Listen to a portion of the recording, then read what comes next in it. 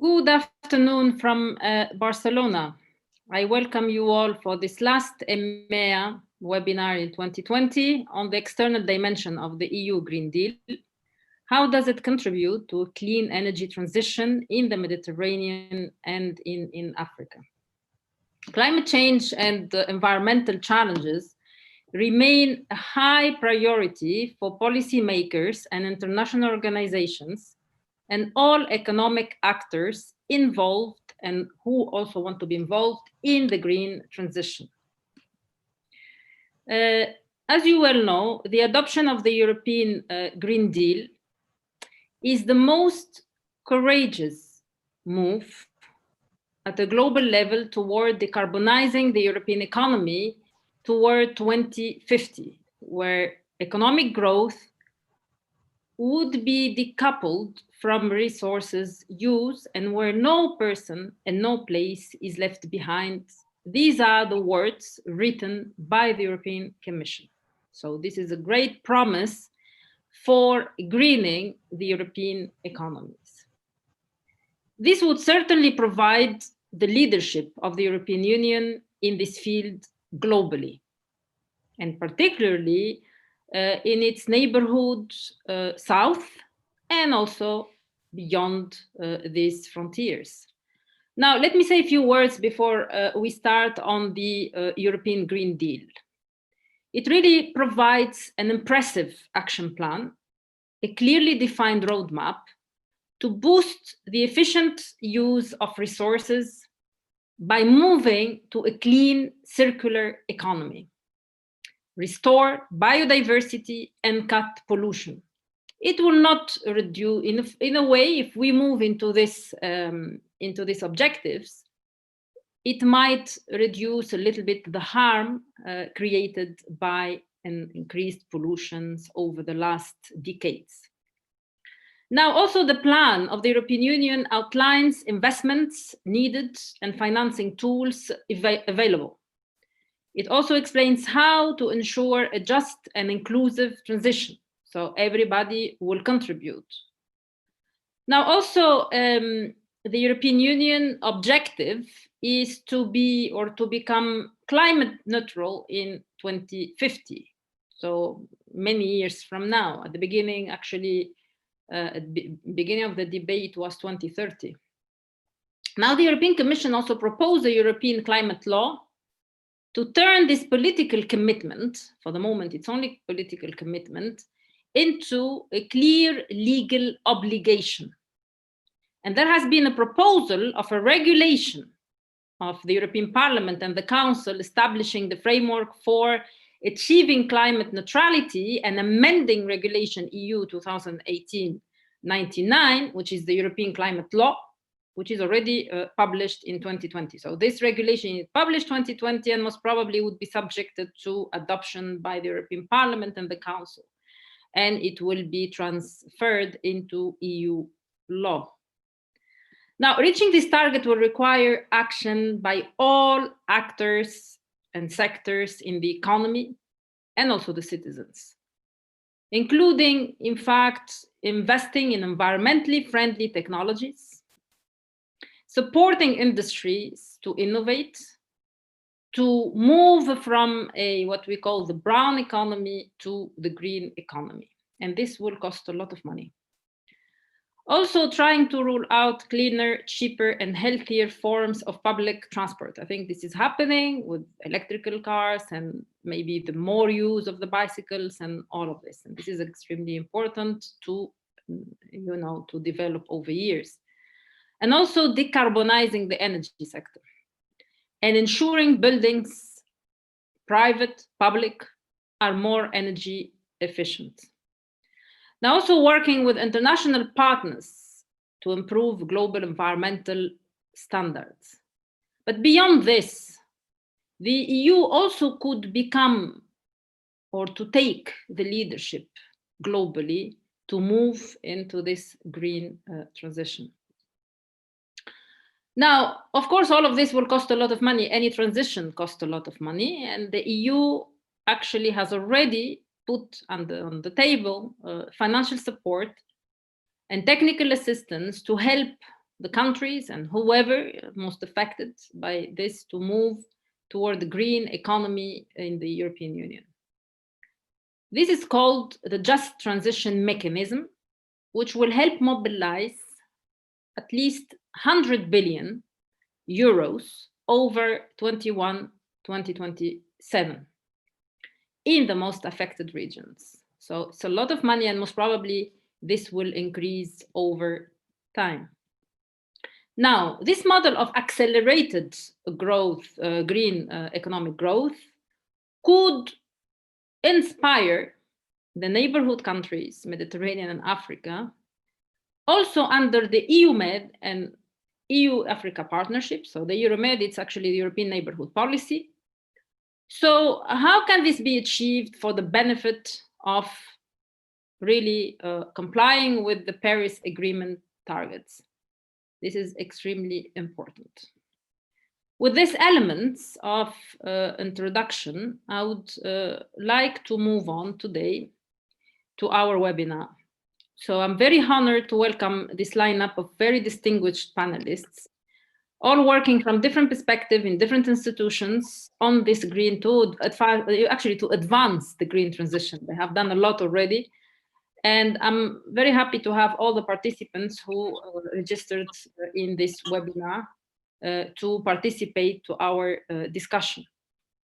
Now, let me say a few words before we start. This webinar, again, content and discussions are public and are live broadcasted on Facebook. So whoever doesn't have the time to watch it now, they can watch it later on.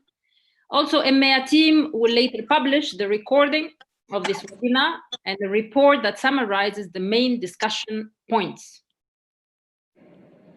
For all participants, please write your questions and comments in the Q&A box, and panelists on the chat box if you have any comment to each other.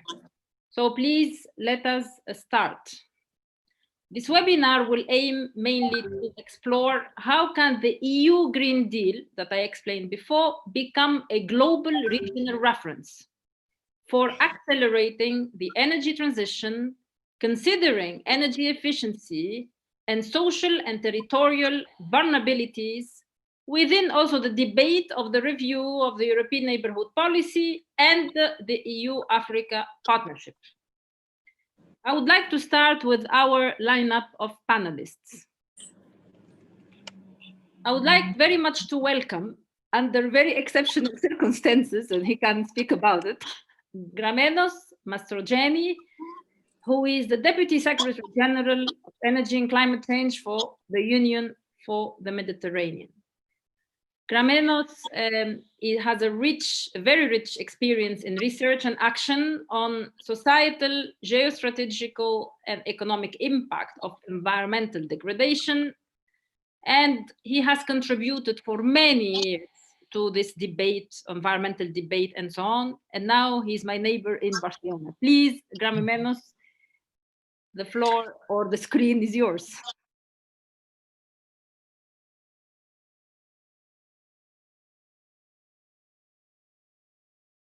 Thank you so much. Let me start by apologizing for this unusual setting. I am in a car. This was totally unexpected, but I have to rush to take a COVID test, not because anything is wrong, but because I have to travel, and it has become now necessary to do that. So addressing you briefly, I must say from a car, because I have this thing, I would like to start saying that there is no Green Deal without an external Green Deal. And this is not ideological. It is not ethical, it is structural, for two reasons in two opposite ways. First, if the European Union builds itself as a golden tower and everything is crumbling around, because if we leave the impacts of climate change uncontrolled, this is what is forecasted, then even the European Union will not be able to reach its targets, because there will be so many imported costs from what's happening around that resources will not be there to achieve the internal objectives.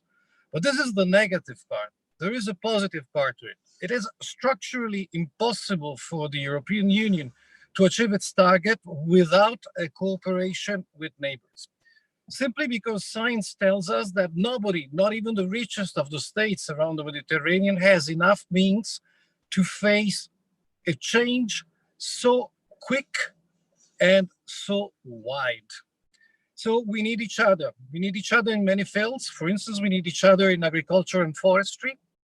Now there has been a growing cooperation between the North and South Stream in agriculture and forestry, which was not even pushed by states. It arrived spontaneously simply because those species which are vital on the Southern Rim now will be the ones that will be viable on the North Rim in not so many years. But this is particularly true in energy. If we want an energy that becomes not only more carbon neutral, but also more just, better distributed, we need to rely on each other. There are some things which are very, very basic. That is that renewable sources are not distributed evenly everywhere. So if you want to make the best of it, of course, we need the sun of the south, we need the wind of the Balkans. But if they remain there where they are no markets. There's not enough market to give an output to them. So this brings us to a need for interconnection, which is a north-south interconnection. And it also has to be a south-south interconnection, because it is well known that renewables are not so stable. They need grid backup, but the way grids are nowadays, they are not enough to provide a sufficient backup to renewables. So even south-south interconnections need to be developed. And this is one part of the thing. We also need to exchange knowledge. Normally, when you think of the dynamics that go on around the Mediterranean in terms of knowledge, in terms of technology, we have an idea that this has to come from the north to the south. But this is highly imprecise. Actually, the north will become a drought territory. And those who have thousands of years experience in managing drought-stricken territories are not in the north, they are in the south.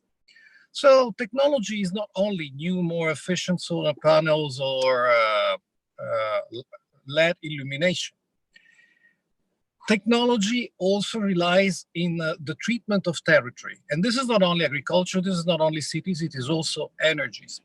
Let me just quote two small examples. If you have the chance to visit the Silk Road, you will find some buildings called the Yakchal, which are cone-shaped, and they are ancient fridges. They were used by the merchants on the Silk Road to deposit their goods, their perishable goods, and they maintain a temperature between 0 to -4 without the expenditure of one single watt due to wind gains. Again, through a savvy wind usage, many architectural solutions have been used for thousands of years in the south to keep temperature extremely pleasant, although outside it's very warm. And they can even get to the point of producing ice in their basements. This is just a small list. Basically, I come back to my first point. There is no Green Deal if it's not also a neighborhood deal, because we need each other's resources. We need each other's stability. We need each other's knowledge. This is particularly true in energy. But the one big thing that we cannot forget by being too sectorial, too technical, is that the end result of all this is something that goes even beyond what we're planning.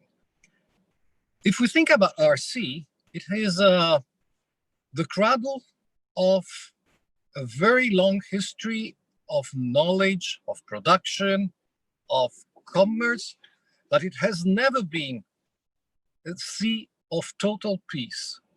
And this is due to some asymmetries that have been shifting throughout the centuries. In the present time, the asymmetry is in the favor of the North Rim. It's described simply by the fact that of all exchanges around the Mediterranean, 90% go on among the Nord Stream states, 9% between the North and the South, and only 1% among South Stream states. So there are those who seem weak and those who seem strong. And this is the root cause of many conflicts that have never been solved. Think about the kind of economy that an interconnected energy solution will bring about. It will mean more employment in those areas that mostly need it. It will mean more employment for young people. It will mean more creativity opportunity for young people. Basically, we're looking to fight climate change. We can do it by gaining more autonomy in energy. And the end result, surprisingly, could be what we have always been looking for, which is peace. Thank you so much.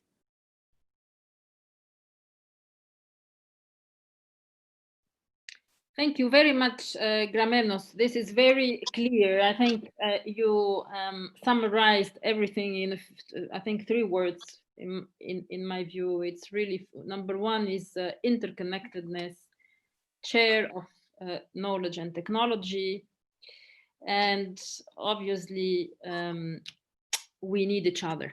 So this is a key point, which, in my view, needs to be very carefully studied in a systematic way, and then ensure that any deal, Green Deal, has to be win-win for the different regions of the area where we are. So mainly South and North, and also other regions of the world, most probably, but then that's more complicated, and we can discuss it at a later stage. So thank you very much for this inspiring comments, and we leave you to do your test.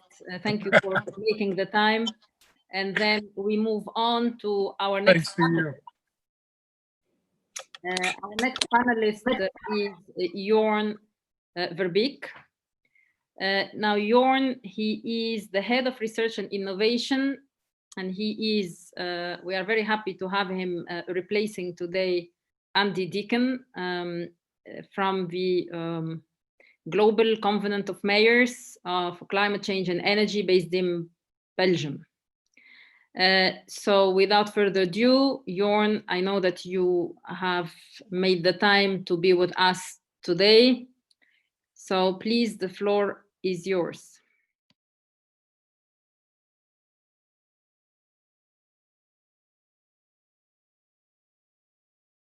Thank you, Rim, and good afternoon to all of you on behalf of the Global Covenant of Mayors. Indeed, I'll be happy to share my screen. There we go. And actually, I want to kick off my talk with coming back on your words, and also what Mastrojeni just shared. The idea of interconnectedness and needing each other, I think it's at the heart of many presentations and webinars we see and participate in today. And I think that doesn't come as a surprise, because due to what's happening now in the world with COVID and the way we start thinking about it and reflecting on it, and how we will build back better and think about green recoveries after, is also in the heart of how do we talk about this? How do we work together? What do we need afterwards? And I think the idea of needing each other's resources, but also what is a just transition, and what can we learn from the COVID period for maybe what comes after? And I think it's also in the heart of the debate for the Global Covenant of Mayors, because we are representing 10,000 cities worldwide. We see how many cities are hit by this pandemic, and also how they think and reflect on what can we take out of this? Because we see, and there was also, I think, very well worded by Mastrojeni, we share a lot of things, but we also have our different histories, our DNA, our culture. And while in Europe, for example, we've been focusing on mitigation, on reducing emissions, we see a lot of regions in the world that are already now being hit by climate hazards, where adaptation measures are really needed, and needed soon. And I think there it's important to also see what can we learn from a number of regions where adaptation is still in the core of the dialogue, of the culture, of how there's a connection with nature-based solutions, all of these elements that we might have forgotten a bit in Europe. And at the same time, in Europe, we can also bring a number of experiences and knowledge to other parts of the world, where we feel if we could have done all of this a second time, would we have made the same choices, or would we have linked another of challenges in a better way? Important, I think, in my talk today on behalf of GCOM is that we always say it must begin in cities, because we see that whether it's COVID or climate issues, cities are often the places where those big shocks, they start to manifest themselves in the first place, because they become tangible, they get a face, we see the effect they have on people. But we also see that in cities, often the response is being built up. Like, how can we cope with that? What is an innovative solution? How do we find each other again? What's the governance needed? And I think there it's important as a global alliance to see what can we learn from different approaches by cities. There will not be a silver bullet solution, but what are different approaches that can like complement each other, that we can pick up from different regions, and that can also help to start building a solution. And I think one of the solutions is the role of energy transition indeed, but also linked to urban planning. And I think one graph that you probably all know, if we look, and these are figures from the International Energy Agency, we have a chance now to actually think, if we build back better, what does that mean? And we all know that if we go back to the old economy, we will not make the targets we set forward in the Paris Agreement and in other big frameworks, for example, like the European Green Deal and the climate legislation. But if we say build back better in green recovery, what does it mean? And I think there I'm also aligned with Mastrojeni. The fact of linking investment in a new economy is also an opportunity for innovation, for jobs, and in many different sectors. And I think also the interconnectedness there comes back. We talk about buildings, we talk about electric mobility, we talk about batteries, biofuels, but also recycling. And I think important to see when we look at the advanced economies and also global north, you see the figures in the right-hand corner of the screen. And when you compare them to the rest of the world, there's still a huge potential to see what are the new jobs, what is the new innovation we can actually link to this green recovery. And also they're important, if we look at the energy transition, and that's the left-hand part of the slide on the screen, I think there's a huge potential to also see, and it's in the heart of the Green Deal as well, what are the digital enablers that can help us to not only start again from a central system, but to see what can be decentralized solutions that can be really picked up on district level, on neighborhood level, on small villages that are not in a big central urban sprawl. And I think these elements combined, the fact of innovation, digital enablers, new jobs, technology, I think they are an important lever to get us out of this crisis, but also to look forward. What does it mean to be interconnected? Because we can take a decentral approach, but we also need to see what is the specific situation for every region, for every country, and what is the specific solution that taps into that. And I think they're important when we go to urban planning. Just for me, a really striking example. If you look at the population of Atlanta and Barcelona, they both have more or less the same population. But if you then look at the urban area they occupy, there's a huge difference. And why is that important? For two reasons. I think one, the cost of utility is really enormous. If we need to start building cities on such an urban sprawl, the cost to really deploy energy systems, whether it's electricity, water, gas, and so on, will be really a bit much bigger with this urban sprawl, for one. Two, that's where the decentralized systems come in. But three, also for the fact that in a lot of regions in the world, a lot of cities are really growing, and 60% for the cities in Africa, for example, they still need to be built. So the moment we build them in a much smarter, in a much more interlinked way, the much more we gain and save costs. And I think there, as a global covenant of mayors, there are three angles which we try to put in. There's the innovation part, where we go to more regional snapshots. What's the innovation needed in every region? And what can regions learn from each other? we focus on data, on technology, but technology not only on the side of supplying it, but also looking at demand side. What is needed to really implement it? Second initiative is the Invest for Cities. How can we help cities in the beginning of their climate action journey to come up with bankable projects? And there we recently launched the GAP Fund to help cities that don't have the means to get started in this transition, to help them provide access to investment budgets. And the third one is data, because I think there's a lot of knowledge, also linking back to the previous talk, a lot of knowledge already available. How do we frame that in a way that what is available, that we can disclose that to where there's a challenge at the moment and tweak it in such a way that we don't have to reinvent all the solutions again?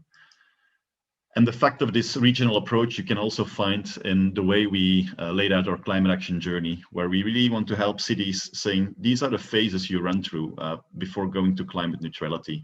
And we try to help them in a targeted way to really meet cities where they are for every phase, saying, these are the resources, these are the best practices, these are the technologies, the tools we can provide you with to get you faster on this climate action journey. And I think to wrap up my talk, and I think coming back to the fact of everything being linked, we're not looking for the big solution. I think it's more important to come up with a menu where you have different ingredients and where you say, what is the dish you want to cook and what is the combination of ingredients you need? And I really believe that for the future, the next big thing really will be a lot of small things. And there, for me, it's important to gather all these ideas, both from a global and a regional level, and to not just come up with this one solution saying it will be technology or it will be investment, but to really see how can we create a multiple win by using a Building Back Better and a green recovery strategy that is both serving innovation, the social and just need, but also how can we then accelerate in our climate action journeys. And I'll leave it there. I'm happy to take any questions in the chat, and sorry to also drop off earlier, but thanks a lot for the invitation. Thank you, Jorn. This is also very interesting from a city's perspective. I have a couple of questions before you leave. The first one is, did you do actions in the neighborhood countries of the European Union, means MENA, the MENA region, Middle East and North Africa, and Africa? Do you have any specific actions that you can share with us? Well, I think I'm happy to come back next year, because we just finished our regional snapshots where we took a research and innovation agenda at global scale, and we went to check for every region, also for MENA, what are regional needs, what are gaps they want to tackle. And we're about to launch that in January next year, because we've seen that if we take our global research and innovation agenda, it's probably far too dominant global north. And there we also want to see what are the capacities we have to already come up with solutions, and how can we link regions that are facing the same challenge, that we don't do the research just for a global scale or for one region, but that we can unlock it for different regions. So unfortunately, not the big solutions to be put in the discussion now, but happy to provide them in the months to come. Also linked to this, you also mentioned that in the European Union, the efforts have been toward mitigation, and then in other parts of the world, it's more on adaptation to the situation. So how do you see this, I would say, in countries like in MENA and in Africa? Well, I think we see there's already quite some questions linked to drought, to heat waves, to desertification. And I think there it's important to not just build on what we have now, but to really accelerate and see what do we need to put in place to tackle that. And what I think is important for me coming back to these regional agendas is that we can really highlight and start a discussion on both a global, regional, and also national level, like what is the kind of urban development we want to see, where we collect the knowledge that is there for those cities that we see are expanding, that we build them in the right way from the very start. If not, we see that a lot of cities are just expanding and then first focusing on mitigation because it's on top of mind of everybody, but then we lose the capacity to also build them in a way that they are more future-proofed, that they're more heat-resistant, and that they also spend enough focus on green and blue networks, for example. So that's really trying to avoid, I'm not going to say mistakes, but take into account the lessons learned we have in the global north. The third question, and I let you go, is the divide between urban and rural. Do you look at this in your global network? And how do you link it to the climate neutrality? We look at this, but it's of course not an easy debate. I mean, the challenges are different. I think there's a lot to be said to go, and that's why I showed the graph, a more centralized approach, at least in density, so that we will leave enough space and leave enough land also for agriculture, for reforestation and things like that. But it doesn't mean that we are gonna like do away with all the rural settlements that are there. For me, it's more when we go to a more decentralized approach, how do we find a good balance between a central system and a decentral one, and for which functions? And I think it asks for a lot of nuance, because that is really different in every region, because a lot of societal functions are also linked to those elements. And there I think it's coming back to the Silk Roads also to be seen, what is the right scale to deploy which solution? And that will teach us a lot in how do we approach this challenge. As you know, the Green Deal has put in place a just transition mechanism, which is 100 billion for 6 years, a little bit more than 6 years. Do you think this is enough to cope with the very ambitious agenda that they have been set for Europe? Well, of course, it's easy to say that it will never be enough, but I think it's at least the budget to kickstart all of this. And for me, what I want to bring in today is that we have enough knowledge around to get started. It's not the matter of just new. It's for me a matter of better implementing it by really connecting it really to the needs, and not come with the overall agenda, the one purpose that fits all. And I think the budget that has been reserved for me, that's why we do the research into the regions. If we have a proper agenda that we can really address it in a tailored way, I think it's a good way to get it kickstarted. And I think that the moment we're started, it will attract other capital as it will be linked to the economic system, to innovation, to jobs, and get the ball rolling. Yeah, there is clearly an agenda for Europe, but not for the neighborhood and for Africa within the partnership. So thank you very much, Jorn, and then I hope to see you soon next year to share with us your regional mapping. Thank you. Thank you very much. I would like to move now to introduce my dear friend and colleague, Professor Pantelis Capros. Pantelis is a professor of energy economics and operation research at the Department of Electrical and Computer Engineering of the National Technical University of Athens. He has a very rich experience, and I cannot say a lot of things that he has done in terms of large-scale mathematical models to really give us information about the scenarios, about what should we do in terms of energy and economic policy. I had the great pleasure to work with Pantelis for the past 12 years when we started this project for the Mediterranean called METPRO. And I'm very honored to have also Pantelis as a member of the Euro-Mediterranean Economists Association Executive Board. Pantelis, always a pleasure to listen to you.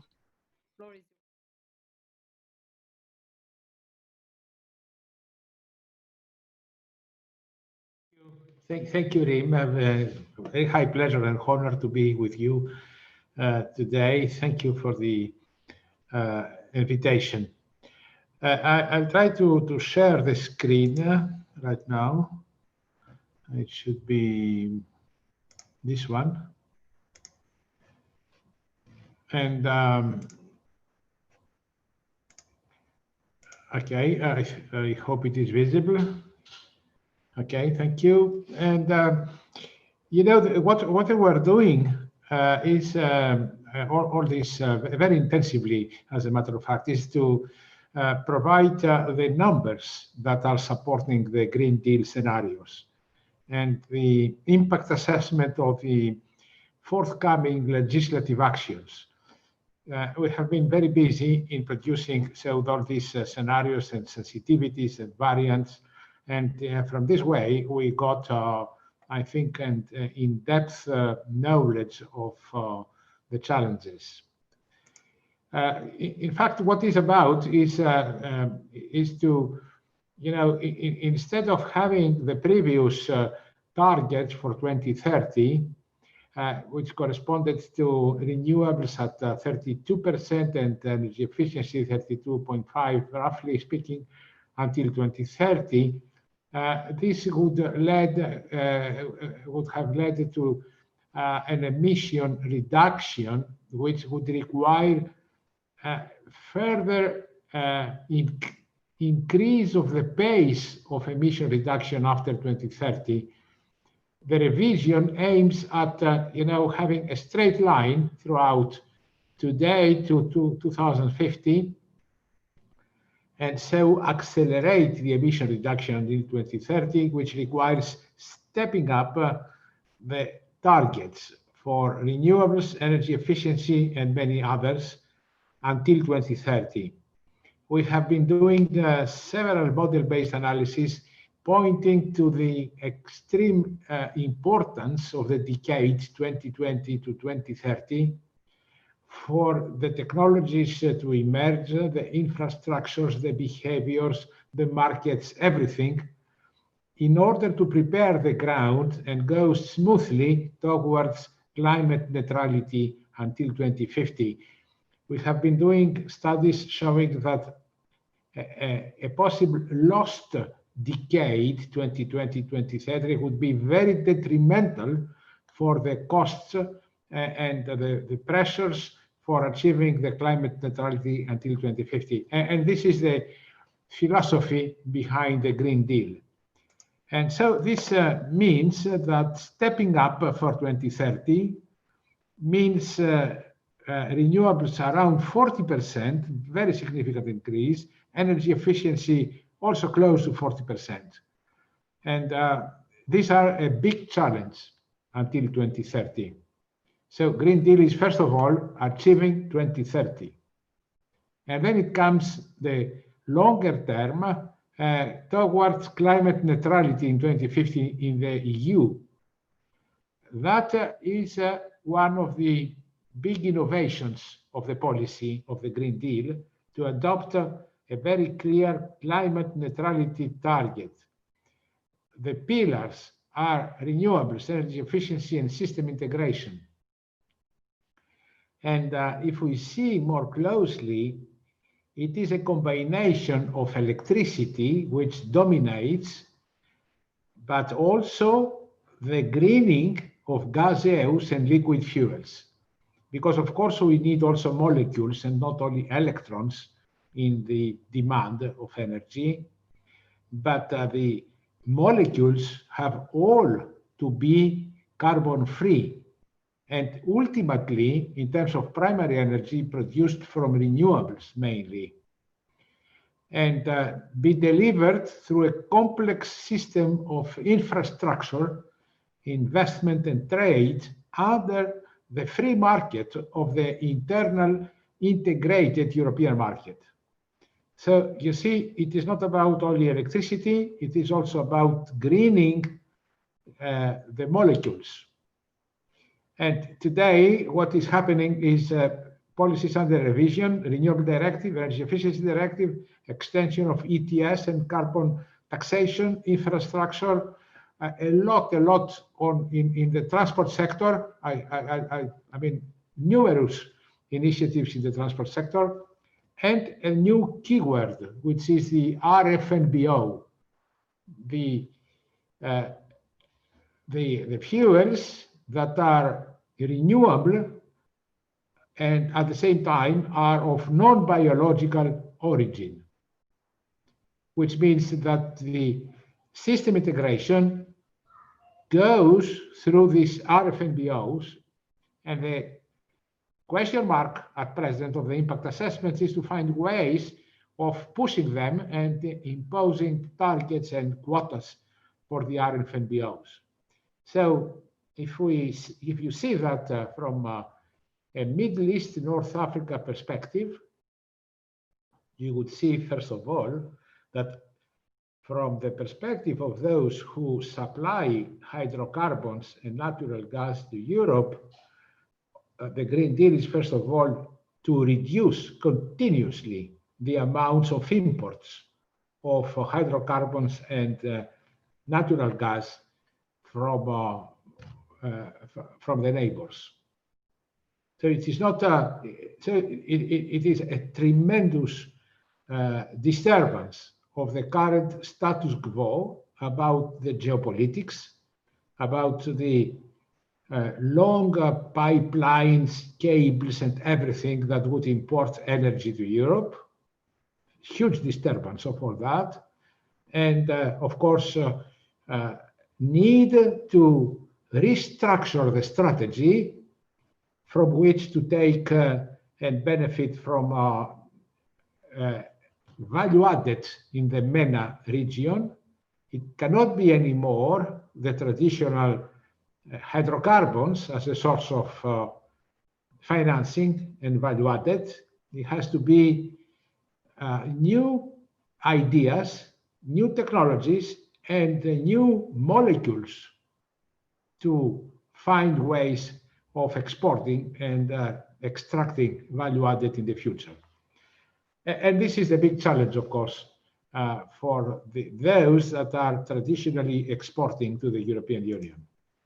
To illustrate in the presentation here, I would skip all these more technical details to show here a picture of the composition of primary energy requirement in Europe in 2030 and in 2050 under various scenarios.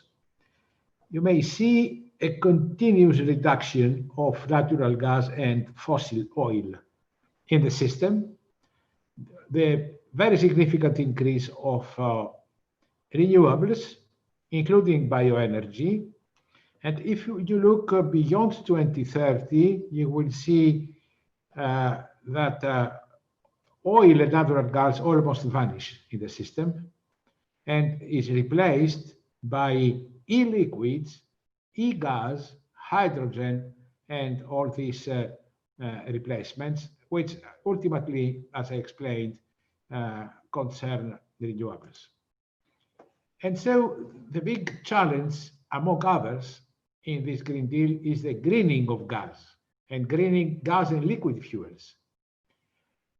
And so the technologies of the future are electrolyzers, methanation, and Fischer-Tropsch, among others, which combine together with strong electrification, where it is possible in all demand sectors, and very significant energy efficiency improvement.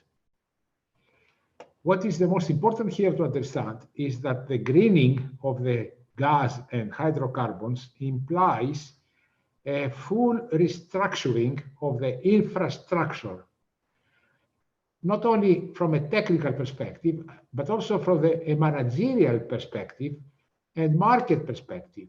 The green gas system reliability, the storage, the backup gas will be rely on a very different approach than the approach that has been followed up to now, which would concern security of supply of imported gas. The new gas system is going to be decentralized. The injection point bringing green gas into the system are going to be localized in many, many places and close to the resources. And the resources are going to be biogas, electrolyzers, and others, which will bring gas to the medium pressure and low pressure all over Europe. This contrasts the situation of today, where remotely located entry points of the gas system bring massive gas from outside, from the south and from the north and from the east. And then the European gas system distributes and maintains this imported gas. And this is replaced by a mesh network, very localized and decentralized. And so what would be the possibility of injecting such gas from outside in this green gas system is something that requires to be studied in much more detail than it is known today. Of course, the MENA system has solar and wind and can produce very cheap hydrogen. And from this very cheap hydrogen, there could be gaseous, compressed or liquefied gases that could be transported. I doubt if any kind of pipeline would be viable in the future in this context. But global trade of compressed and liquefied green gases produced outside of Europe will be something successful and competitive. So this is probably the most significant opportunity for the MENA region to capture in the future, in combination with the local development, of course, of the renewables and efficiency. And so this is the main point I wanted to make, that in the Green Deal, there is no provisions today about doing so. They don't expect to cover the green gas from outside. However, there are opportunities to get complements from outside because of the competitiveness, but this requires a full restructuring of the methodology, the techniques, the investment orientation, everything. And the most important is that this restructuring has to take place during the current decade, because the current decade is the preparation of all these things. The new infrastructures, the new demonstration plants, the new market setups are going to take place in this decade. We will see the first changes already happening before 2030 in order to see after 2030 the boom of the new structures and the development. So I will stop here. There are many other details and numbers that support this view. And the stepping up until 2030, it is explained here with numbers. It is a big challenge, but have in mind the system integration and the greening of gas and hydrocarbons as one of the major opportunities for the MENA region to develop in compatibility with the Green Deal of Europe.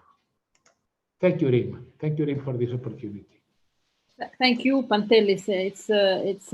Thank you very much for this great presentation. So one thing I can say that the traditional methods of energy production, oil and so on, will not work for the countries that are exporting them, at least with the European Union for sure.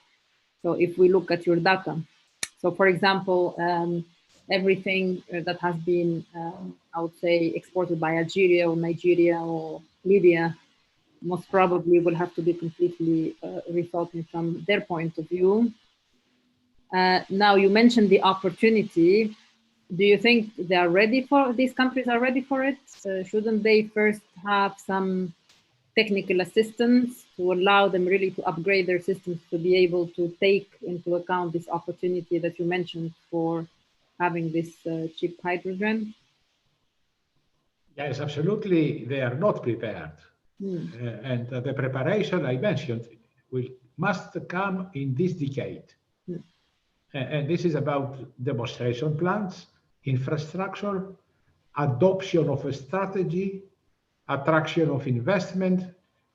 Practically speaking, in less than 10 years, they have to be ready to be commercial, to go commercial before, in 7-8 years maximum. And this is, of course, for the inertia which prevails in these countries, it is a challenge. I'm sure that the European Union has interest to cooperate on this, but it is different than the previous cooperations. I mean, if you take the case of Desert Tech, how it was called, this fantastic linkage with electricity cables, this will never happen. Or the full linkage with gas pipelines all over the Mediterranean, or the, from the East Mediterranean to the West, and will never happen. You see, now it is different. We are talking about decentralized green gases and hydrocarbons. We are talking about tradable goods. Tradable means not depending on long transport infrastructure such as cables and pipelines, but like the LNG. Take the example of LNG, liquefied natural gas. This is a commodity. It is flexible. It can go around, can be cheap and competitive. So imagine this kind of setup, a commodity which can become very competitive economically for Europe. The port of Marseille has to feed the maritime sector with green LNG. From where this green LNG in bottles, big bottles, is going to come? That is the forthcoming change also in the ports, not only inside the territories of Europe. So that is the opportunity, I mean, very practically. Yes, that's very clear, and I guess this will take more than 10 years, most probably. There is another question from our friend Emmanuel Bergas, who is saying to you, what about the role of green hydrogen from renewables in the EU and South Mediterranean? Yeah, but this is what I'm talking about. Okay. Green hydrogen is feeding these e-fuels. Okay, so this is it. Very good. Yeah, this is it. Thank you very much, Pantelis. Thank you. Again, and we will come back to the discussion later on. I would like to welcome our next panelist, Enrique de Villamore. He's director of the Regional Activity Center for the Sustainable Consumption and Production of the UNEP Mediterranean Action Plan in Spain, and the center is based in Barcelona.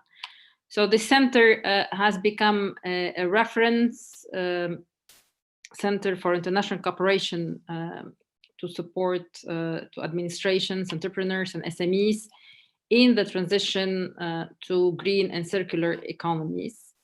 And I'm very happy also to announce that EMEA has a partnership with the center to continue developing and progressing this green transition and circularity from a wider perspective, which is the economic perspective. So I think we're very happy to have this collaboration.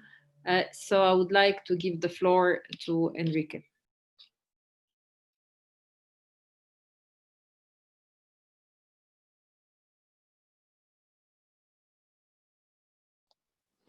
Thank you very much, Rim, and colleagues from EMEA. Thank you very much for inviting us to this webinar, and I feel very honored in sharing this panel with such high-level panelists. So thanks for counting on us.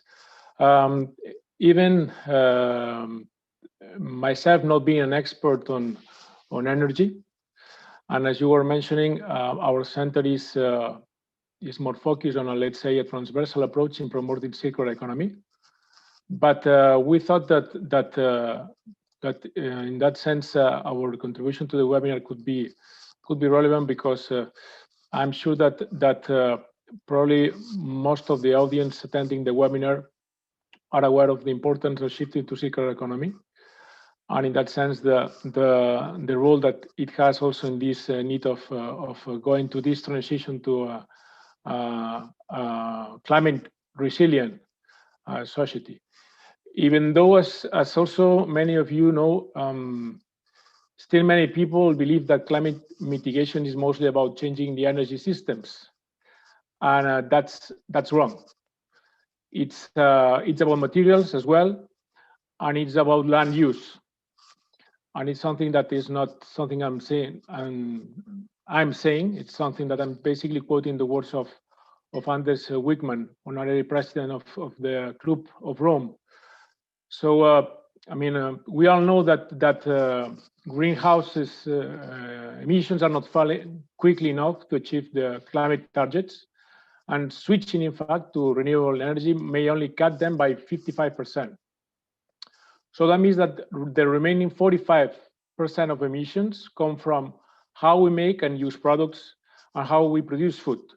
So in a great part, climate mitigation is about materials as well, and it's about land use.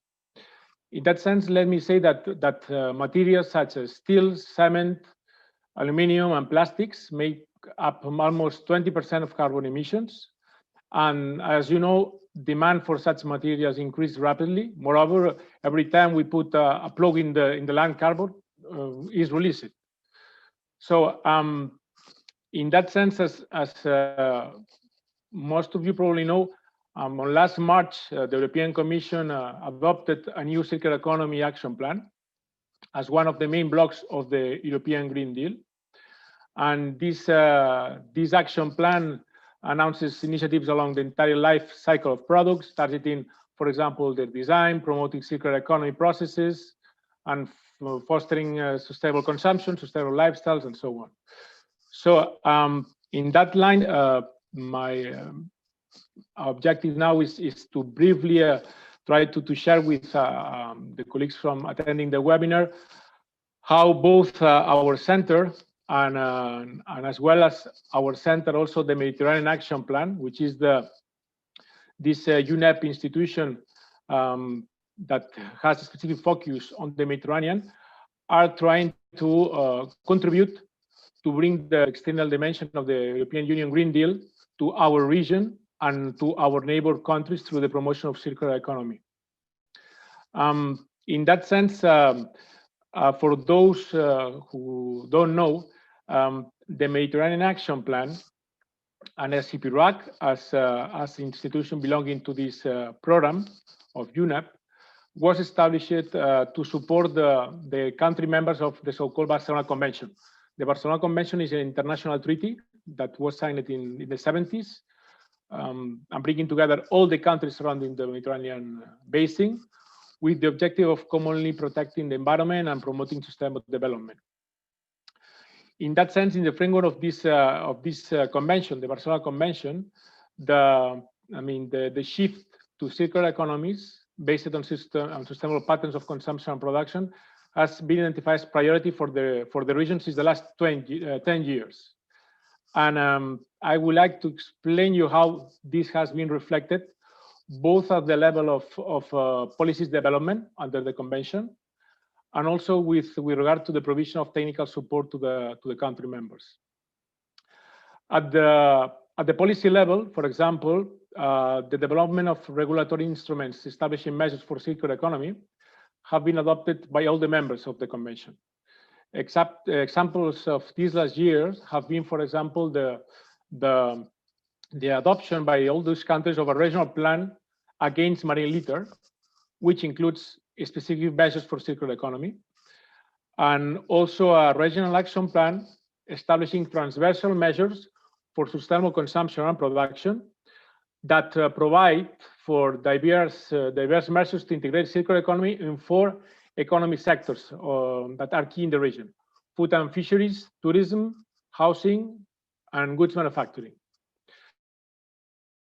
In that sense, this action plan was approved. It was approved by last 2016 for a period of 10 years between 2017 until 2027. And in fact, now currently, our center is coordinating a process of consultation involving both governments of the region and independent organizations for a middle-term evaluation of the plan in order to know which progress has been made so far by the countries since the adoption of such a plan. Likewise, I wanted to also to mention something which is, I think, is relevant. Taking into account that the Barcelona Convention is a legally binding treaty, so that means that any, let's say, common agreement related to any kind of policy measure adopted by the parties becomes, let's say, legally binding for each of those countries, and they have the, let's say, obligation of integrate those regulations in their national legislations. So taking into account this, I think it's important also to mention that during this year and the next year, there is a current process of reviewing some of the regulations under the convention itself, with the objective of updating them according to the principles of circular economy. So this is a process that just starting. In fact, tomorrow there will be a working group of the countries starting to see how these principles of circular economy can be further integrated in the contents of the convention. And there will be a final decision in the next conference of the parties that will be taking place in next December 2021 on how the convention has to be modified according to this circular economy approach. Last but not least, and it's still in this work in developing common policy and regulatory measures for all the countries of the convention, let me say that with regard to the need of this transition to circular economy, countries have identified as I would say, as a key driver, or say a key, let's say, challenge or opportunity, the need to provide an enabling environment, an enabling ecosystem that makes the region be a leading region in the creation and development of businesses for the circular economy and businesses for the green economy. And in that sense, there is on the pipeline the preparation of a new policy decision to be adopted as well, with the objective of establishing specific common measures among the countries on how to provide this kind of support to the creation of these kind of businesses, and this kind of also, of course, I mean, both existing businesses, small and medium enterprises, as well as entrepreneurs. And in that sense, I want to take advantage to tell you that we have just launched an online consultation process for this specific decision on measures to support businesses for circular economy in the Mediterranean. It's an open consultation process, so I will please, in case that any of you would like to enter into this consultation process and provide inputs, I mean, it would be most welcome. So I could send you through the chat the link to where you can find this online consultation. So that was as far as the let's say the contribution of the Mediterranean Action Plan and our center in this external dimension of the European Green Deal, as far as the promotion of circular economies is referred at the policy level. But also, I wanted to mention briefly something that, in fact, our colleagues from EMEA know pretty well, that especially in our center of Barcelona, we have put a specific effort in developing specific programs, providing support at different levels to these companies and entrepreneurs for circular and green economy. In that sense, since the last approximately 8 years, we are developing a program which is providing training support, both at the level of coaching services, at the level of different types of, let's say, companies, even and entrepreneurs. And this type of services provides also help in terms of access to market, funding, etc., etc. So I think that with this, it will be a snapshot the type of work that we are trying to do in the region, and from here I would be absolutely at your disposal to answer any question that could come from you or from the participants. So thank you very much. Thank you very much, Enrique. I think your center is one of the key players in the whole, I would say, approach and activities related to green and circular economy. I think your role is extremely important to accelerate the transition in the Mediterranean region. Of course, the regional approach is still there, so you don't cover Africa, but I assume that there are other centers doing the same for Africa. It's your question. Yes. Well, I cannot. I cannot tell you that I'm very sure, because, for example, I know about one very powerful initiative which is called SEEDS. The SEEDS initiative from UNEP, which also provides support to entrepreneurs, especially to social entrepreneurs. The focus in principles at global level. As far as I remember, they were pretty active as well in Africa. But I'm sorry to say that I don't know about other programs like the one that we are developing. I mean, in support of entrepreneurs, specifically for this circular and green economy in other regions of Africa, apart from the northern one, covering Maghreb and Maghreb countries, which is the area that we are covering. But I'm sure that, of course, that both from UNEP or from the UNDP of ILO, probably there will be some type of programs trying also to provide this kind of support. But I'm sorry, I cannot tell you which exactly ones. But I will be pleased to talk with my colleagues to find out, because of course I understand that that we are talking about a continent that has huge opportunities with regard to the increase of businesses and activities in the sector of green economy. So I'm sure that there must be institutions providing that kind of support. Yeah, that would be very important to know. Also, that could be a subject for probably similar centers for Africa within the EU-Africa partnership. So this is where it could be some international organizations who put their hands together to develop such a center. If we are moving into this or accelerating the green transition and listening to Grammenos and also Pantelis, we are moving into that direction from the European Union point of view. So more programs on the demand side, as the one you are heading, would be very important development for this process. Yeah, in that sense, let me, while you were making this reflection, I was remembering that, I mean, as you know very well, Rim, SCP Iraq is one of the implementing partners of a European Union funded project, which is known as SwitchMed. And as far as I know, it's probably one of the biggest initiatives coming from the European Union to provide support to the Mediterranean countries in terms of support to this transition to SCP, sustainable consumption, production, and circular economies. However, there is also another Switch project funded by the European Union, which is in fact the one known as Switch Africa. However, to my knowledge, like in the case of SwitchMed, there is no specific component under the project Switch Africa to provide support to specific training support to entrepreneurs and to small companies. As far as I remember, the focus is more put at the policy level, in that sense, at the level of policy support.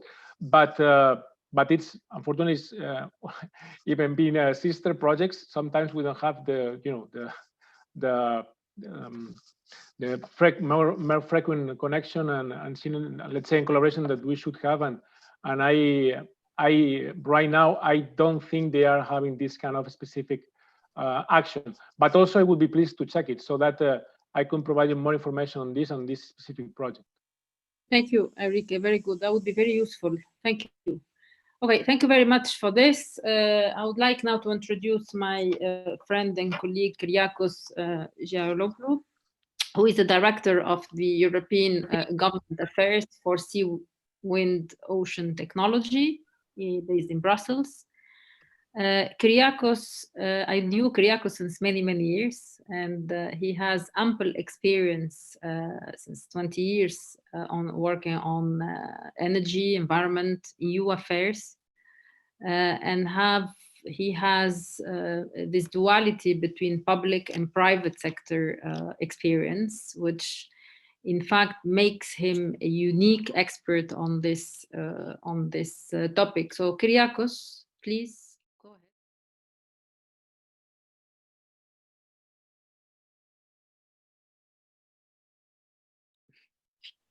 Yes, good afternoon, everybody. Hello. It's very nice to see my friend Rim there, but also other people that I have had the pleasure to work with in the past. It's awful. We are all stayed at home. We're watching TV rather than meeting people, friends, colleagues, and working together. But this is hopefully just for the near future. I'm at my place and they are doing works upstairs. I really hope that this will not affect at all any banging or anything. But if it is, I apologize. It's live TV, as they say, so anything can happen. Let me start by, I'm in Brussels, right? So people that are in Brussels, they always check what's happening in Brussels first. So today, as we speak, it's the European Council as well that meets. Funnily enough, Rim, dear colleagues, the points that we are discussing today are in the agenda for today and tomorrow. I'm not saying that they are listening to us, the heads of state, but a number of things. Actually, the only two things that are not responding or corresponding to our subject of today is COVID and Brexit. All the rest are exactly the issues that we are talking today. So it's the ambition for 2050, the carbon neutrality. This 55+% emission reduction target. It's in the agenda for this afternoon. There is the external dimension that covers the region that we are discussing today, and the region, and particularly the eastern part of that region. Unfortunately, I am Greek, and there is this discussion about our neighbors to the east. Unfortunately, for different reasons. And then there are other items that also correspond to the agenda in terms of competitiveness, European competitiveness, and the allocation of the MFF. So Rim, spot on in terms of timing for the discussion today. There are a number of things. Actually, I had also planned a little joke to start this discussion, but I see that it's also Cynthia that has a discussion. So in the original program of the agenda, I was the last one. So I was thinking you're leaving business the final word on this discussion, but hopefully not. You are the last one. Cynthia will. Yes, exactly. Well, I had not seen that in the original agenda. There were the speakers, but Cynthia was not the discussant. So my joke is not applicable anymore. You should never leave a business the final word, even though I am in business right now. So let me start. There are a number of things that I have noted from the previous panelists, very interesting. I should also note that in my previous life, I was a gas lobbyist, and Professor Capros and his team had prepared the long-term plan, let's say gas's role in the future roadmap for Europe in terms of energy. And there we had discussed a number of the things that Professor Capros mentioned. There was a lot of interest in bringing gas into this discussion, and I understand that green gas is the effort from gas to remain relevant. Nevertheless, I've moved from that world. Now I am in between academia and the private sector. I represent Sea Wind Ocean Technology today, which is a startup focusing on floating offshore wind turbines. So I will be saying a few things about that. But firstly, I had some general comments to kind of relate to all the points that that are part of the agenda today, and some of the points that were raised by the previous panelists. And point one, a lot of people, primarily from Europe, will understand today's discussion as the Green Deal and what it means for the Mediterranean, and Africa. it's not the same as the Green Deal and what it means for the Mediterranean and Africa. I think it's a different thing. Usually, we in Europe, we always understand the Mediterranean and Africa as a resource area for us to use, and from then on to improve our environmental standing through resources, through importing electricity produced in North Africa, the desert tax, the whatever, this and that. This is a bit different, I think, our discussion today. It's about Green Deal and how the Green Deal can really improve this part of the world. It's not the same. From then on, yeah, we have an ambition for Europe in carbon neutrality, but what does that mean for that part of Africa? I would say that pollution knows no borders, so there is an element of a benefit for that region, for the Mediterranean and Africa in general, by Europe's extra efforts. But this is not enough. We need to make sure that whatever happens in Europe will also positively impact the Mediterranean and North Africa. Second point, more or less 5 years ago, as a gas lobbyist, I had organized a seminar about gas in the Mediterranean in the European Parliament. I think it was a good success. We've had MEPs from all different parties joining that event, talking about the importance of natural gas in the Mediterranean and so on. There was a general acceptance of the importance and so on. Fast forward 5 years from now, what has happened since? Really nothing. There is there's a big discussion right now about politics. There is a big discussion about who really benefits from all that, who is going to build the pipelines. A lot of strategizing on maps. This pipeline is better than the other, so on and so forth. Really, there is very little right now. There is a big conflict in the region, and my own understanding, again, this is not necessarily my company's interpretation.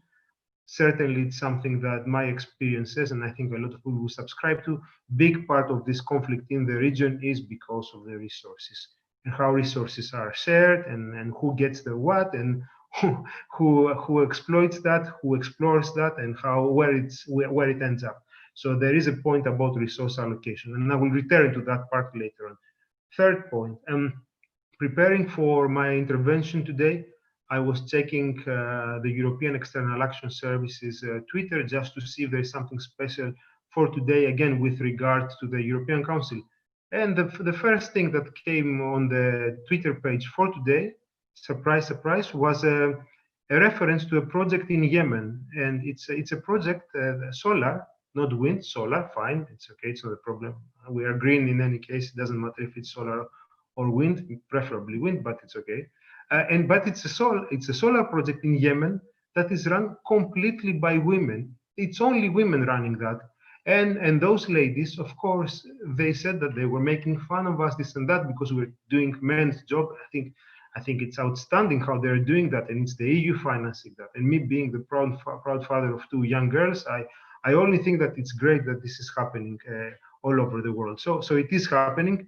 It is the EU financing that, and this is also testimony that one way or another, the transition from Europe is sort of moving to the rest of the world, Africa and beyond. Now, one last part, this is the fourth point here.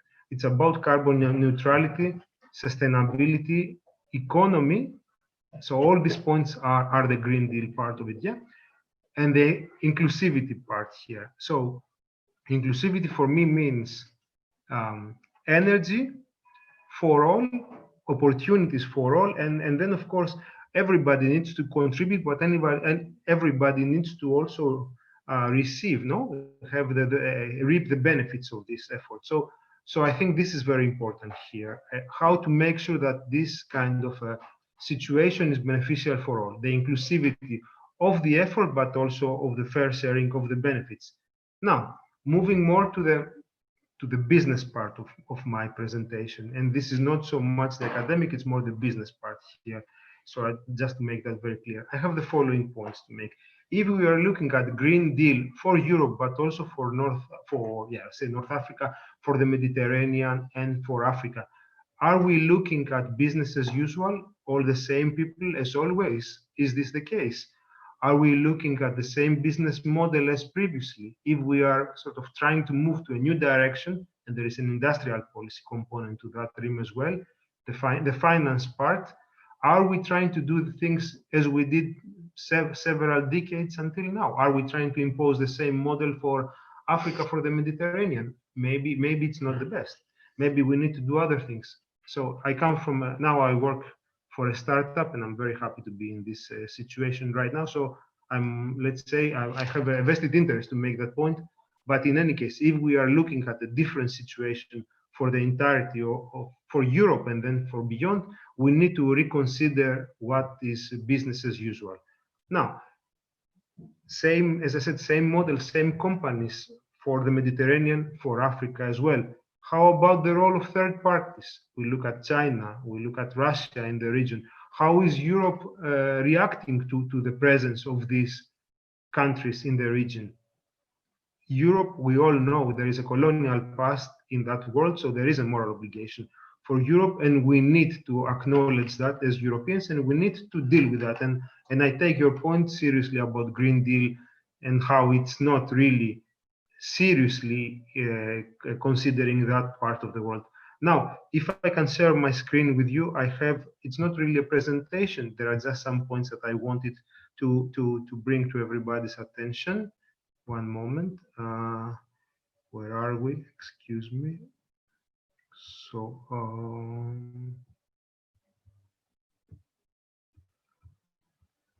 there. Okay, can you see my screen? No. No. Okay. Sorry for this. One sec.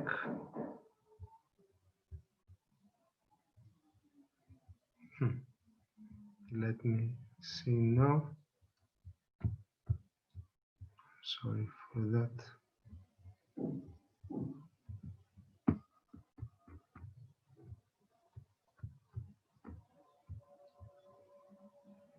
Kyriakos, you can talk about the content while you... Yes, let me do it like that. No, I wanted to give you a visual of what we are talking about. But one sec. There, let's do it like that.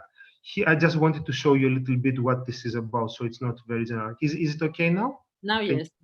Yeah, I just wanted to show you very briefly what we are talking about here. So this is our technology. It's a floating offshore wind farm.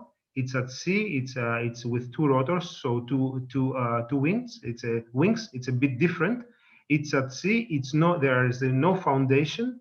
Essentially, you are looking at cutting-edge technology on wind power. Where is this placed? Which...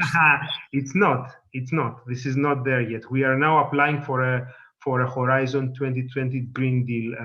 But what is interesting with regard to sea wind is that our go-to area is the Mediterranean. So we are most companies. Those that are offering solutions that are not cost efficient, let's put it like that, in the short term as a startup, will always go to the richer parts of the world, as you can expect, the Northern Europe and so on and so forth. But in our case, we are doing things a bit differently. We want to be focusing in the Mediterranean, and there are good reasons for that. The main reason is that the Mediterranean is a deep sea. So you are looking at a sea that is more than 60 meters in depth in most parts of it, with very strong winds.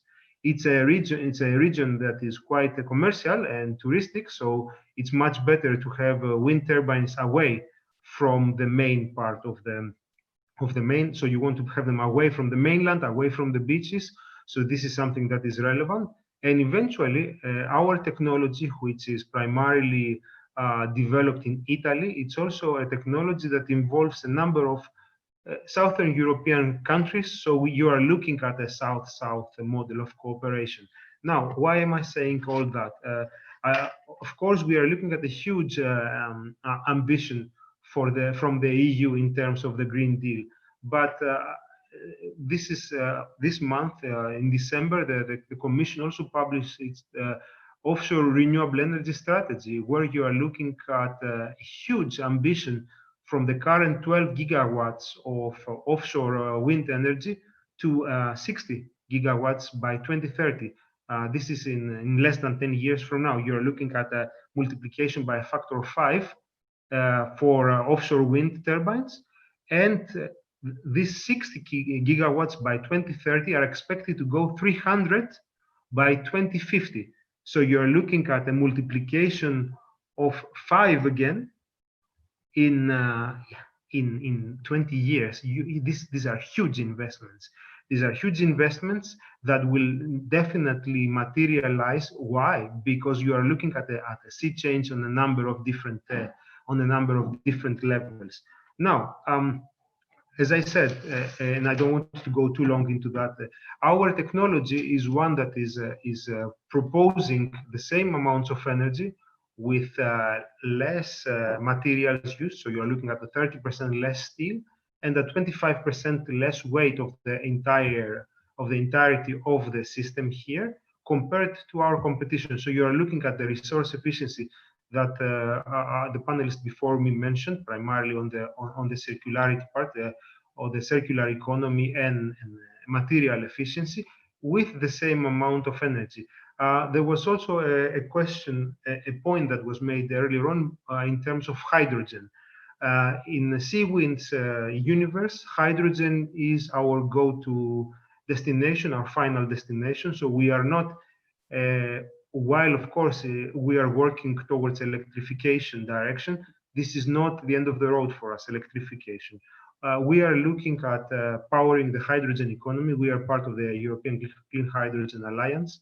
Our estimation is that we can provide electricity at 4 cents per kilowatt hour, and this is green electricity.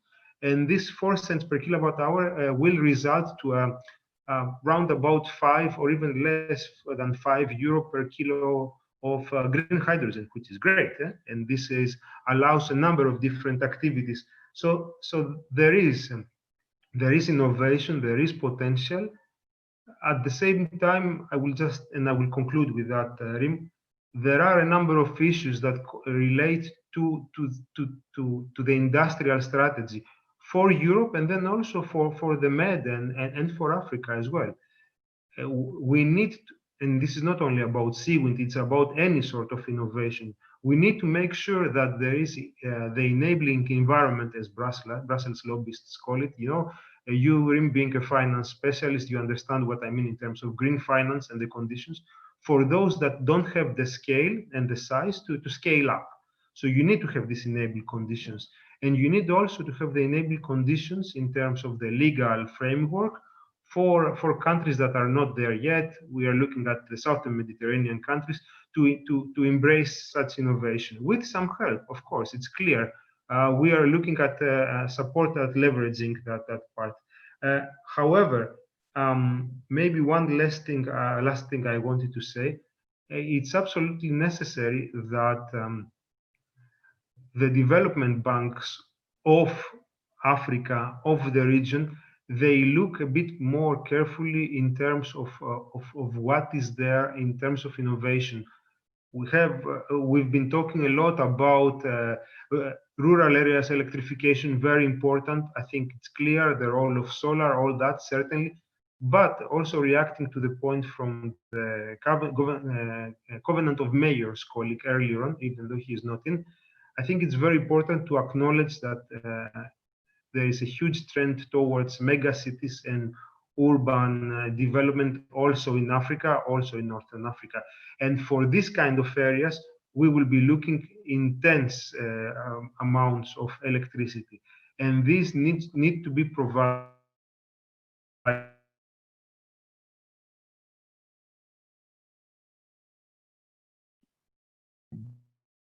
I think we lost Kyriakos. We are moving to a green direction. Electricity that. Yes, Kyriakos. Yes. Sorry, I was just concluding my remarks saying that we need to have the right amount of amounts of energy to make sure that all the different needs from people that are working, for example, in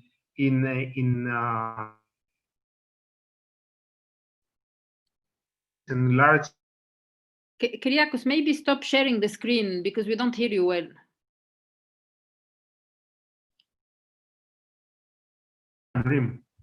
Yes, I think you might have some connection instabilities. I'm sorry for that. Okay, so I think you concluded that is very very good. I have one. Stop sharing your screen. Yeah, that's much better. Okay, I have one question to you. I think you mentioned that the end game of your innovation, because what you presented to us is a clear innovation. But I also wanted to let you know that the World Bank Group announced yesterday that they are moving their finance target to 35%. So from 28% to support countries' climate actions. So most probably this would increase the capability to fund such projects. So this you should check with the World Bank also whether this could be an interesting thing for you. So basically they did it yesterday, and this is interesting also that they're moving into 35% from 28%, which is very good. So I think very important. Yeah, and my second question, you said that the end game of all of this innovation is to have a competitively priced hydrogen. So what is your target price, if you can share it, or you don't, or if maybe not the.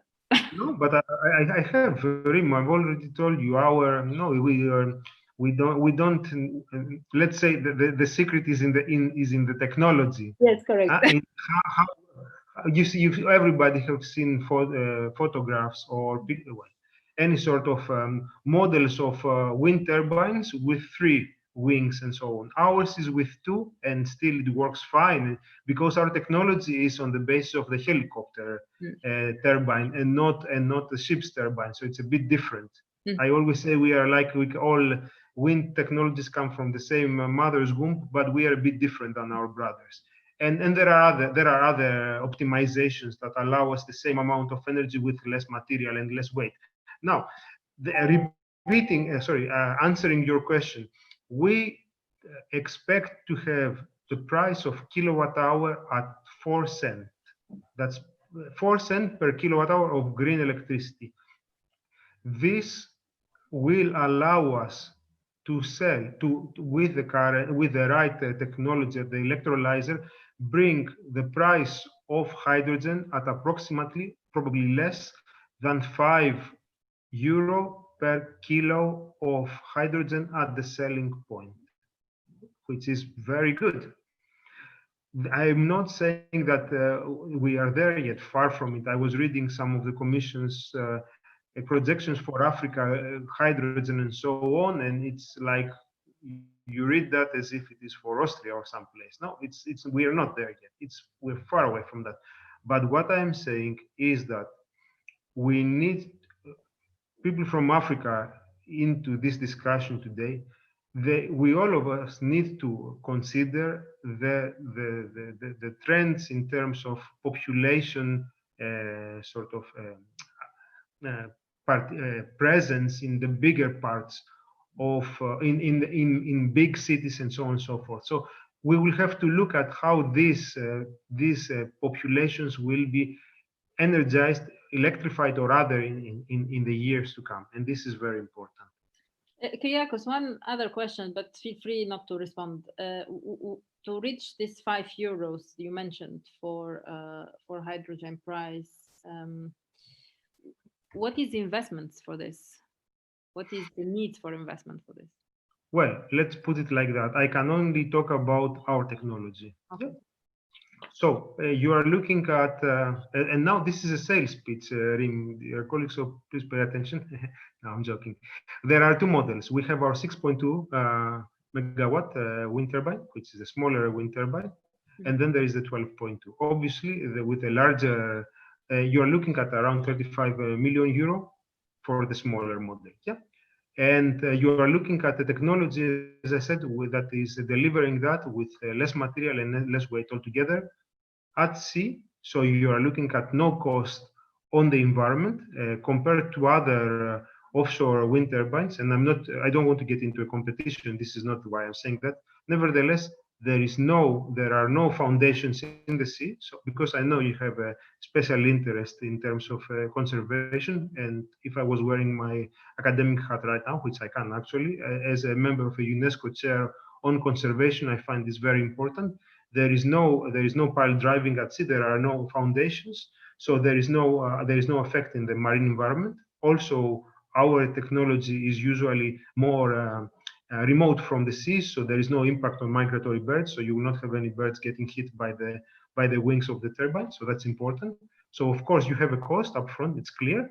Nevertheless, because of our technology, you have less moving parts. So you have a reduced LCOE, the levelized cost of electricity. So you are looking at a faster amortization period of that. So I can go in greater details for those that really want it. I would be happy to.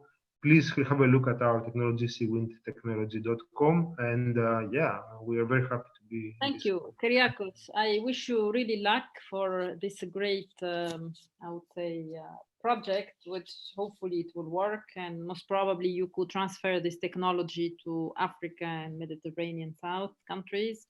The infrastructure is there, and of course the point that I made about resources and their usage earlier on is there, because you are not looking at gas that is produced in Libya offshore or onshore and that is necessarily being transported out of Libya. You are looking at a model that will definitely will need one way or another, because of the business plan, to involve these countries. You cannot have electricity or even hydrogen produced in such a location without having some local consumption to make it work. So it's a bit different, I would say, the non-fossil fuel business model for green, even if it is to a certain extent more expensive as it was. It was always the case in the first levels of any technology. Thank you very much, Kyriakos. This was very insightful, really, and thank you for being so open and sharing with us all this information about your project. Now we move to the next part of the webinar, which I would like to hand over now to my colleague, Cynthia Ishave. Cynthia joined EMEA in June. And she's now a senior researcher and also the leader of the Interreg Med Renewable Energy Project, in which EMEA is a partner since June. Now, Cynthia has a very interesting, I would say, profile. She has a PhD on energy and environment from University Polytechnique of Catalonia. And she is an architect and urban planner specialized in urban ecology. So very interesting and very timely, in fact, Cynthia, on this. Also, Cynthia has been one or maybe the main designer of the ecosystemic transition units. So, and this is a model which you will explain to us. And I would like later on to ask the panelists to give their view about this model and really see if this model and this concept could be enlarged to Mediterranean South, East, and Africa. Cynthia, please, the screen is yours. So you have the last 17 minutes for you, but please count a few minutes for the panelists so then they can react on your proposal.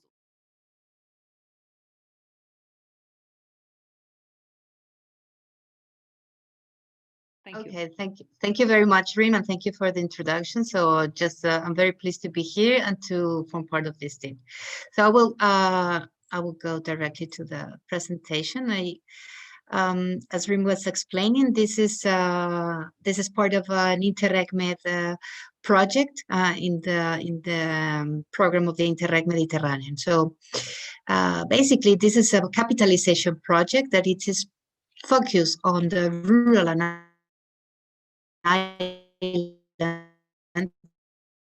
Cynthia, energy transition in the sorry, can you hear me? Yeah, not very well. Yeah, try to be close to the mic. Okay, so the project, as I was saying, it's a community of 6 projects. So it's an interesting approach of this program, because what it sets is this capitalization and transferring of the results build upon of these the results of these 6 projects. So what we are working on that since 2016 is in how to enhance this capitalization of and transferring actions into the European Mediterranean regions. So the partnership, we are 6 partners led by the Bistra Slovenian partner, and we all together we are working on this area. So as we were saying at the beginning, I think it's obviously it's related to energy transition, but it has a strong link to the territorial concerns. So one of the things is what happens with the rural and the island areas related to the rest of the type of area. So this is, for example, what we have been looking for. So which is the relation among the extension and the population. So obviously there's a huge extension of territory dedicated to rural areas, and only have around 80% of the population. But at the same time, on the Mediterranean European countries, we have a higher risk of poverty and social exclusion precisely in this type of areas. So we began to analyze which are the most successful schemes already implemented. So as it was explained before by Jorn, the Convening of Mayors since 2008 began to implement these sustainable energy plans. So this is the situation, the current situation in these countries that we are working on the project. So we can see that there's a different type of implementation and speed up by regions, not even by countries, but by regions. So we were wondering which is the relation these. So for example, with the scale. So we identify that it's not only about the type of the area, but also the size of the municipality. So we consider that for now on, there's a new evolution of these energy plans, that it's the energy action, the climate action plans, which are more focused on not only reducing the CO2 emissions, but also to increase the resilience and the impacts of climate change on the energy plans, and to increase the cooperation and between the local and regional authorities. So for us, it's interesting to see not only about the scale, about the type of the rural, but also to enhance the capacity of organization that small communities can have. So we summarize this as we are all in these post-carbon cities and post-COVID territories, because this is also something that it is also reflected on the latest OECD's studies. So we need to encourage the urban and the rural symbiosis among these 2 types of territories, not only in the transferring, as we have been hearing Enrique already mentioned, it's an information, energy, material aspect, but we need to build upon the circularity, innovation, and digitalization and collaboration are among these basic elements to take into account. So we face that these are some of the challenges that the energy transition could have an opportunity for rural and island areas. So the E2 initiative, I mean, the Ecosystemic Transition Unit is this concept that we develop and we are promoting from the Renewable Energy Project, which aims to establish a governance model based into 4 pillars: the empowered energy communities, a resilient energy planning, and a greener energy governance, and a smarter use of energy facilities. So, but not only focus explicitly on the energy, but also to be as a starting point of territorial development. And for this, we encourage these 5 principles. So to encourage the ecological response to climate emergency, to enhance the territorial equity, to put on the evidence that it is necessary to bring a new cooperation and new mechanisms that really make in a more equity point of view the rural, the islands, and I like what Kyriakos was explaining before, no? The way that we see even this external dimension that we recommend: social innovation, green economy, and commitment and cooperation. So we work in this sense, the transferring of the results, as I was saying at the beginning, of these 6 different projects, that they are all, they have as a common denominator the promotion of renewable energies in the Mediterranean, but with different scopes. One there for green fiscalization policies, another for bioenergy, for the management of forest protected areas to produce of biomass energy. PRISME and Compose, very related to the governance and the planning tools for the rural and the islands, and then Pegasus and Stores, that would be the equipment and the management of microgrids and self-sufficient storage systems.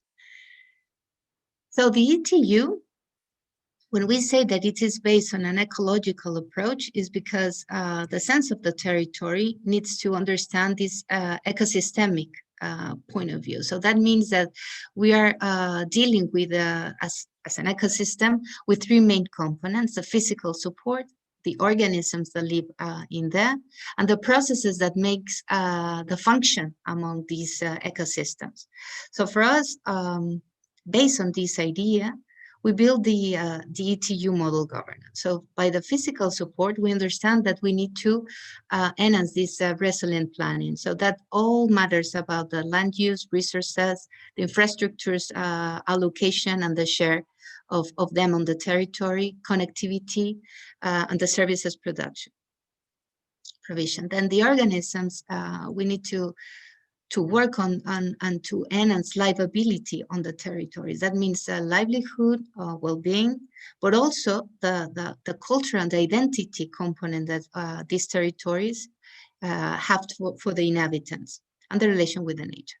And then the processes to highlight and to encourage the circularity, precisely, not only to enhance, to encourage the green employment, but also to improve the efficiency of the metabolism. So for this, it's important that the legal framework that makes possible to this function on the organization. So the ETU, what proposes is to have these 4 pillars precisely responding to each one of these areas. So the territorial component will be the pillar 1, energy planning. The technological component will be the energy facility. So these 2 are more related on the physical support and how we organize the territory in order to have a good equilibrium among the different land uses and the different possibilities of the infrastructures to allocate according to the capacity and the natural capacity of the territory. Then in terms of livability, it's the social component, and it's about the energy community.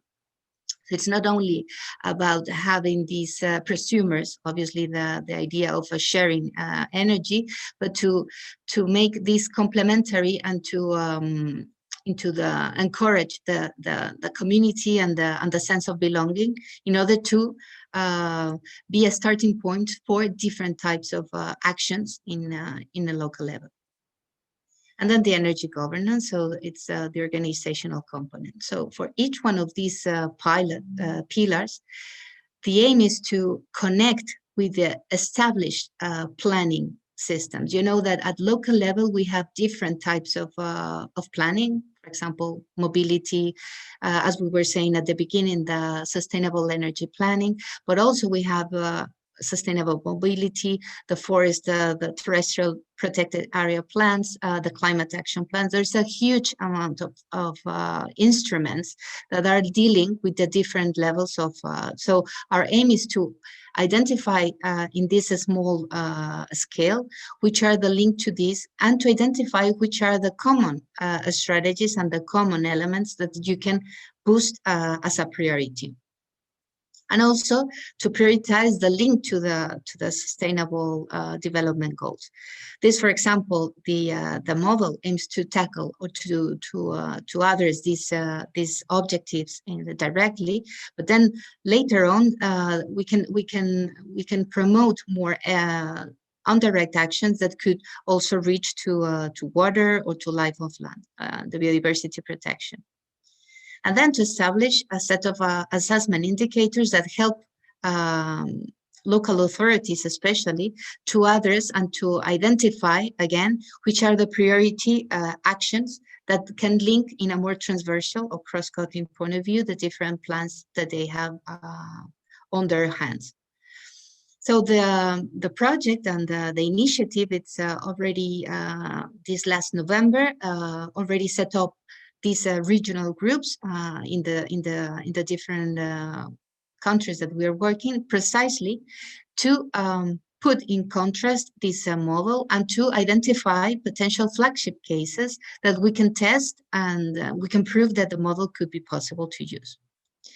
So the relation with the Green Deal, I think it's also one of the key policies that we are linking to. So the different areas that the EU Green Deal establishes, if we also see about each one of the components, so we can easily see that there's the link from each one of the components to each one of these areas. So the aim is that if we can organize the indicators and this assessment tool in order to also link into these different areas. So the component also for the industry, the energy resources, and the sustainable and smart, all what it is about the infrastructure and the facilities that we can have in a small scale as well.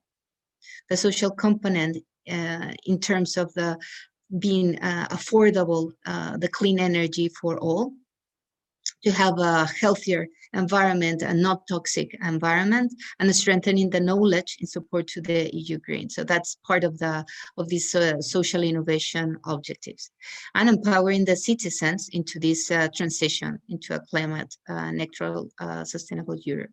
And then finally, the organizational, it's a huge link not only for strictly the economy, but also how to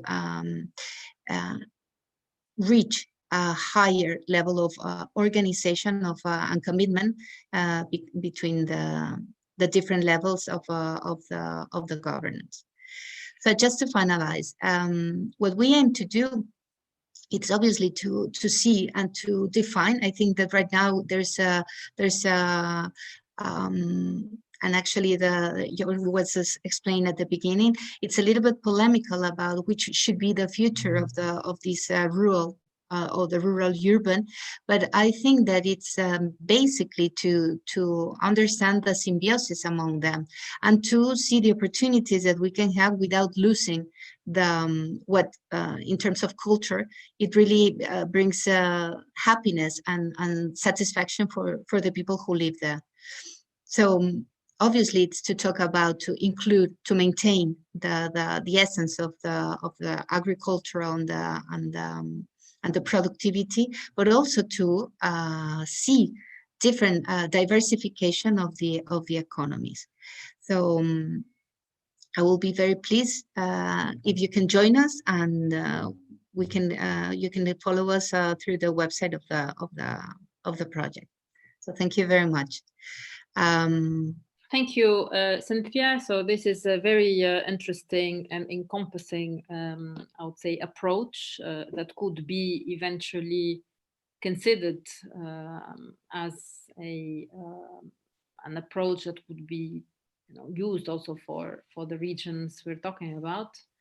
And in fact, I'm very happy that we have already started this discussion at EMEA to see how we could engage with key players in the region, in the Mediterranean and Africa, to allow to, I would say, to use this approach and see how and what are the obstacles for it to be implemented. Before we conclude, we only have 3 minutes left. I would like to ask the panelists, what do you think about this approach? And do you think it could be implementable in countries in Africa and the Middle East? I will start with Kyriakos. Kyriakos, what do you think? Kyriakos, he's not there. Okay, now I move to Enrique. I'm sorry, I was doing something else. Rim, you know, men, they cannot walk and and chewing gum at the same time. So I'm sorry. Go ahead. That's good. So I think what is needed here is a structured approach. So this really sounds something that a politician would say, but it's always better if you cannot build Rome in a day. So you need to create first of all, you need to collect the needs, the asks from everybody, and then you need to match them with what is available, and then once you identify what is not available, then you go back to the politicians or to the bankers or to the venture capitalists for that matter, and you sort of give them the possibilities, and then you can get somewhere. So I would definitely support a structured approach. Thank you. Okay, so Cynthia, this is first comment, structured approach. So you have it. Exactly. What do you think about this approach? Do you think it can be applied in regions of in Mediterranean South and maybe Africa, if you can say something about this? Yeah, well, at least we should try it, because I could follow Cynthia's presentation, and I like it very much, this kind of integrated approach that was addressing many aspects of sustainability. Energy, circularity, and so on and so forth, and also this bottom-up approach. So, and it was reminding me of the kind of let's say projects, initiatives similar that we have developed, and which there could be synergies in that sense. And in fact, it was coming to my mind something which, in fact, oops, sorry, many noises here. Which is a new initiative that is not confirmed yet, but in which that kind of approach that Cynthia was mentioning, because if I was not wrong, I'm sorry, Cynthia, because the presentation was short, of course, because we were short of time, but in fact the project is pretty complex, and it was addressing many kind of issues. So what I could see is that one of the main focuses is try to implement this kind of approach, especially from two areas which are more isolated. So we are talking about the country areas in order to develop this kind of approach, addressing several aspects of sustainability. And we are thinking to address this kind of let's say areas from the countries in a possible new initiative. So that approach that you have started to implement in this project could be very adequate for us. But I'm just afraid to tell you that maybe we should have a talk bilaterally some other moment. Okay, perfect. The last word to Pantelis. What do you think about this approach? I'm not really familiar with these kinds of things. To be frank with you, I have doubts in general. I mean, they are good. They increase the awareness. They may lead to better choices than business as usual. But without the market fundamentals and without the economic fundamentals, I doubt what is the full magnitude that they can provide to the huge amount of emission reduction that we require to achieve. I have this kind of doubts. I'm probably too much economist. Yes, we are economists, but it is important what we heard. It's structured already. We have a structure. I think we like structures. We like to have a logical approach, and I think overall it's a logical approach. I think we should try it. So that's a bottom-up approach of it, and we go to the ground and test what are the obstacles, whether it works or not. And 3, link to economic fundamentals, and this is what we're trying to do within EMEA. I think trying really to link this, I would say, approaches, which make sense when you listen to them, but we need to put numbers on them. I mean, that's what I call what economists loves to do, numbers. So we need to link numbers to this. And I guess this is, I would say, would try to conclude our session today. I must say that I learned a lot. I mean, I wrote almost 4 pages, and I like to write. So you come from sorry, I interrupted your conclusion, yes. But these are my Greek manners. I know Yes. Professor Capros is a bit less Greek than me on that. But since we both come from a think tank background, I have a suggestion maybe on that, on Cynthia's universe. How about creating an advisory panel from business just to connect on what Professor Capros has said, and we've been talking. So you need to bring in business in that structure. I'm sure you have NGOs there. I'm not advocating for business having the last word. Again, I'm saying that it is something that you could consider. Yes, obviously. Yes, absolutely. We have you in the expert panel now, so I think you can step in as one of our first experts on these matters. So it's very good. And then let me finish my conclusion, because I'm already 4 minutes, delayed. Before I conclude, I would like, first of all, to thank the panelists for this really very rich discussion. I mean, as I said, we learned a lot. And it's a lot of food for thought. And I even ask, please share the slides, so then we can better understand and assess what are the implications of this shift that we're living today. So the energy transition. Also, we have a digital transition that goes along with the energy transition. We have a societal transition that we are also living. And all of this will make our universe extremely complex to manage. I mean, we are now managing complex situations where we need to have certainty, clarity, and rules, not to have, what I call difficulties in managing all of this and enhanced risk over time. So I see a lot of uncertainty for the moment in this transition. Because we have based our models over the last decades on extraction and less on technology. More extraction, less technology. Now it's the way around: more technology, less extraction. But I don't know who is going to follow. I mean, I really don't know. And then whoever is not following, what would be the implications of all of this in terms of stability, security, and prosperity? And I think these are really fundamental questions that we need to think of. Now, structured approaches are lovable, and I think we should try them. We should link them to numbers, and then understand what are the behinds these approaches, and what we can also co-create over time, and what are the innovation that we could generate in the future. But clearly, I was extremely happy to moderate this panel with all of you. Different perspectives, and I also would like to thank all the attendees. I would like to thank the team behind who are dealing with the logistics. Now I would like to ask Kinga, please, we need to have these beautiful pictures all together for George to disseminate. So I need to give the possibility to everybody to take advantage of this very great discussion. So please, Kinga, you can give the possibility to all the attendees to become speakers, so then we can have this beautiful picture together. And then before we close all of this, I would like also to mention that next week we have 17-18 December, we have the Euro-Mediterranean Network for Economic Studies annual conference.